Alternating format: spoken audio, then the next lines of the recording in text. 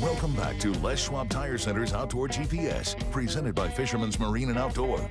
Now it's time for your weekend tech tip, brought to you by Chevy Silverado. Welcome back, everyone. It's the Chevy Silverado Tech Tip of the Week. And Chevy, thank you very much for making this happen. Now, I'm not going to inject on what a professional and truly one of the best egg fishermen in our region. That's the thing, by the way. And I'm not one of them, okay?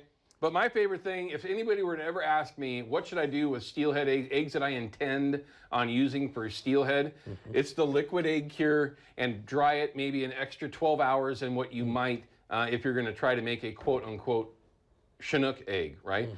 Maybe smaller eggs, silver eggs, something along those lines, or steelhead eggs, right? Yeah. Steelhead eggs, it's not an arguable thing, but some people, when you're talking about setting up eggs for steelhead, they want steelhead eggs. And then some are saying, well, if I'm going to make a Chinook egg, I want a silver egg or a chum egg or whatever it might be, or big, huge berries off of a fall Chinook.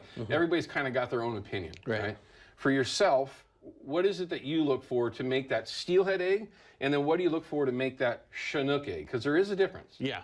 Well, I mean, steelhead eggs, I like steelhead eggs for steelhead. I mean, mostly it's a size thing. If I had small coho eggs, those are fine. Ocean caught, immature eggs, great, because you can get a nice little steelhead bait. Okay, and you're just referring to that skein was small enough that when you make your cuts, you're cutting them up into bits. They're smaller, right? Rather than having to make a bunch of cross cuts on a big skein. Yeah, you get a Chinook skein. There's skein on the outside. It's got 4 inches eggs in between. They just fall apart if you cut them too small.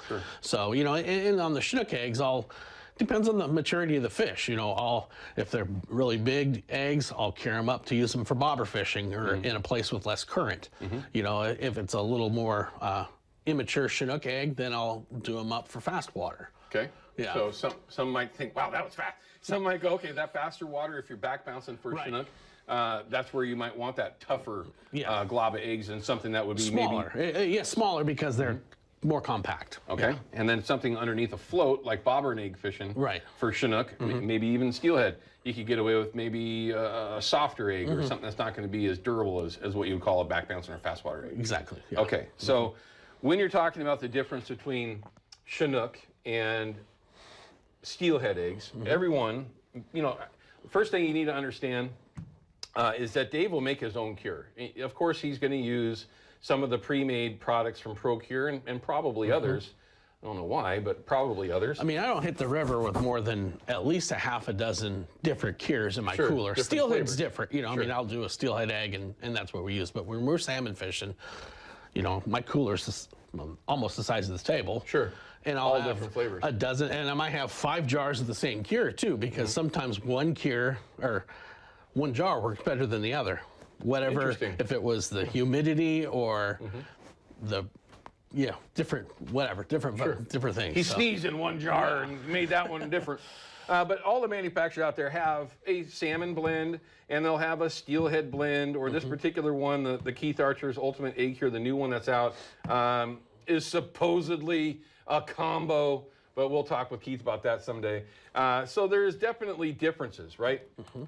It's going to be different scents, different salts, different sweeteners that are in there to go from a steelhead cure to a Chinook cure, an egg cure, or excuse me, a salmon cure, quote unquote. I'm going too fast. Slow down on. When you're doing it, though, again, being a professional, do you make a different cure well, first off, let's go this way. Do you make your own powdered cure?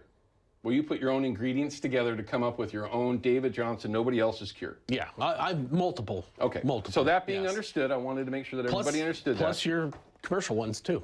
Oh, of course. Yeah. Do you come up with your own steelhead cure? Something that you would go, I use this for steelhead. No, it's mostly basic. You could do a 3-2. It's more about color, color and profile than anything on the steelhead. So a 3-2-1, you can mix up. That's the simplest one. Borax, sugar, salt, everyone. Yeah, and then put some dye in it. Straight borax and jello, or some of these commercial cures, and just do them really light. You don't do. Don't just cover them like you do for salmon. Just go through and sprinkle them a little bit, let them drain off.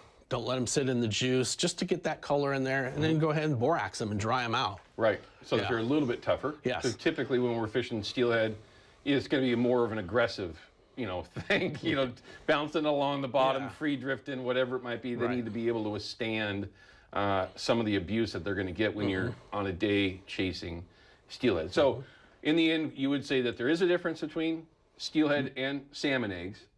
Don't overthink it, just make that cure a little bit lighter for those quote-unquote steelhead eggs. And you mentioned about, maybe off camera, you mentioned it about making a steelhead egg into a salmon egg or a salmon egg into a steelhead egg. Sure. It's easier to go the other way, because you could have a mild egg cured up for steelhead and then go ahead and get some ProCure and cure them up again for salmon if you wanted to use them for salmon. So you could do them up, do up your steelhead eggs during the winter, what you have left over after winter.